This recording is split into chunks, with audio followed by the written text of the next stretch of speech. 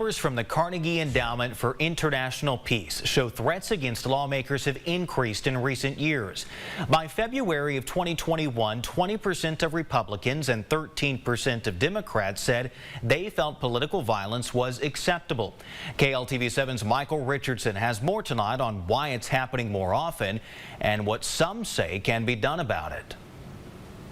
Attempted assassination of former President Donald Trump has brought the topic of political violence to the forefront. All of us as Americans can see how out of control political violence is in this country. What causes someone to commit political violence is a tough question, but Counselor Ryan Oakley says it starts out of a desire for control. They want to experience control and power in a very extreme way to make up for all the powerlessness that they've felt all these years. Smith County Sheriff Larry Smith says his office has experienced an uptick in threats of political violence and believes more accountability in person and online can reduce that. Anybody can say what they want on social media without being held accountable. They have their own platform and can speak, and it's one-sided. Not everything said on social media is the truth.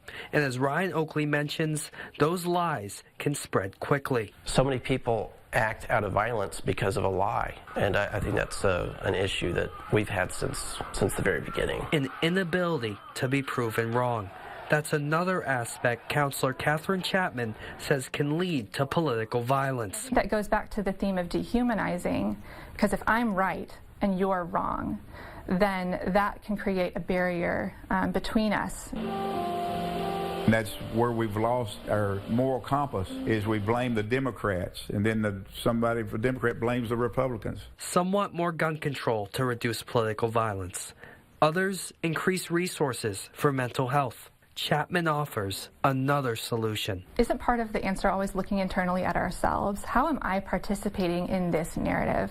How am I participating in the potential dehumanization of other people? And what are ways that I can step out of that cycle? Michael Richardson, KLTV7 News.